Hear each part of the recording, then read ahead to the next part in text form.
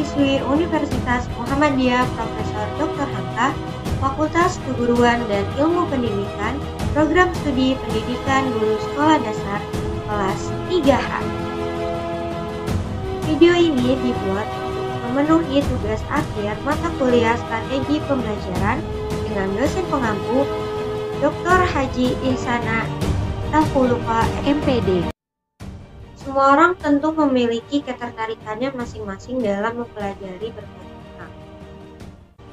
Salah satunya adalah minat untuk belajar. Akan tetapi, ada faktor lain yang menyebabkan kurangnya minat belajar tersebut. Lantas, apa yang membuat minat anak rendah saat belajar? Malas-malasan? Atau tidak mau belajar sama sekali? Nah, pada video kali ini, saya akan membahas tentang permasalahan mengapa minat belajar siswa rendah. Permasalahan pertama adalah guru yang tidak kompeten dan memiliki cara belajar yang membosankan. Hal tersebut tentu mempengaruhi minat belajar siswa. Selanjutnya adalah menjadi korban bullying atau terlibat di dalamnya. Bullying yang marak terjadi di sekolah tentu dapat berdampak bagi prestasi anak di sekolah.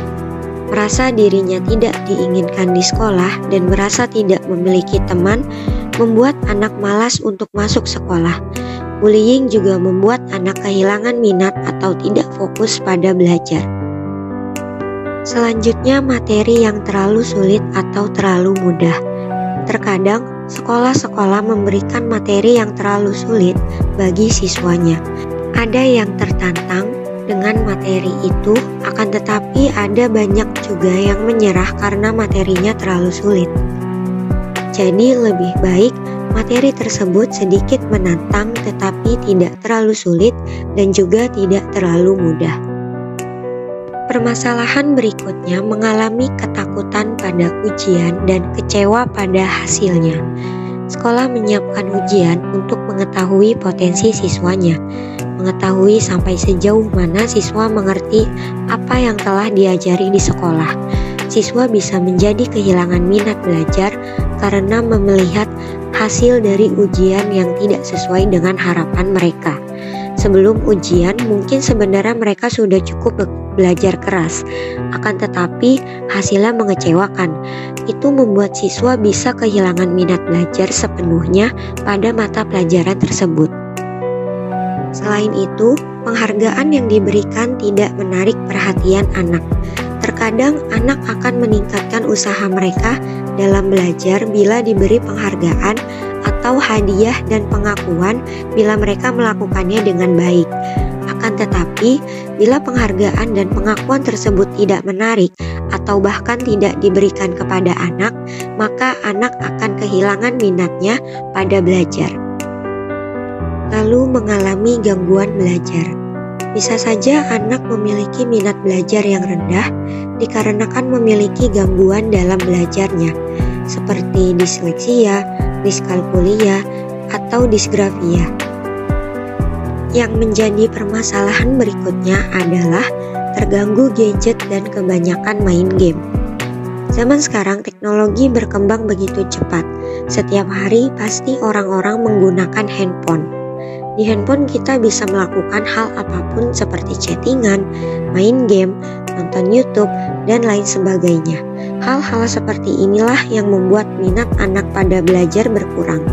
Anak-anak lebih memilih kesenangan semata daripada belajar untuk kesuksesan masa depannya. Lalu, bagaimana cara meningkatkan minat belajar siswa? Hal pertama yang bisa dilakukan adalah berusaha membuka diri. Kalau ingin meningkatkan minat belajar terkait apapun, hal pertama yang harus dilakukan adalah berusaha membuka diri. Kalau tidak bisa membuka diri, semudah apapun materinya, tidak akan mau belajar, bahkan mendengar namanya saja seperti sangat menyeramkan. Selanjutnya adalah mengaplikasikannya dalam kehidupan sehari-hari. Kesalahan terbesar yang sering dilakukan saat belajar adalah menganggap apa saja yang dipelajari hanya berguna saat ujian.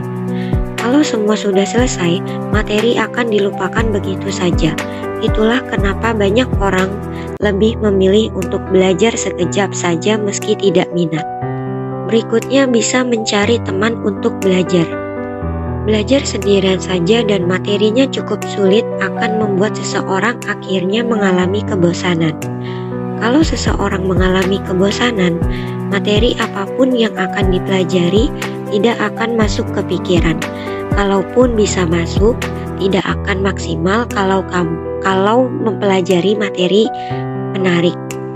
Berikutnya menyesuaikan dengan kemampuan. Sesuaikan kemampuan untuk meningkatkan minat dalam belajar. Jika memiliki kemampuan dalam mempelajari biologi, minat pada bidang itu akan meningkat dengan sendirinya.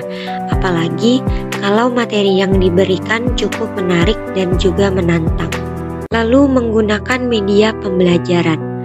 Jika meningkatkan minat dan hasrat belajar, gunakan media pembelajaran yang sesuai. Selama ini, belajar berbagai hal hanya dilakukan melalui buku saja. Selanjutnya guru menjelaskan agar semua orang paham. Cara ini tentu membosankan kalau dilakukan berulang-ulang setiap harinya. Salah satu cara terbaik untuk mengatasi masalah ini adalah dengan menggunakan media pembelajaran. Media pembelajaran yang digunakan ada banyak, mulai dari manipulatif sampai menggunakan media komputer yang modern. Gunakan media pembelajaran seperti video, aplikasi, atau sejenisnya agar minat belajar bisa meningkat. Berikutnya mengetahui masalah yang dialami. Minat dan hasrat belajar seorang bisa mengalami penurunan kalau mereka mengalami masalah. Kondisi ini akan terus berlanjut kalau masalah tidak segera diatasi dengan baik. Kalau berlarut-larut, juga bisa semakin malas dan akhirnya susah untuk mempelajari sebuah pelajaran. Dan yang terakhir, hal yang bisa dilakukan adalah belajar yang bisa untuk karir di masa depan. Kalau merasa materi itu sangat penting, kemungkinan untuk semangat mempelajarinya bisa besar. Apalagi kalau materi yang dipelajari bisa meningkatkan skill atau kemampuan yang disyaratkan oleh banyak perusahaan.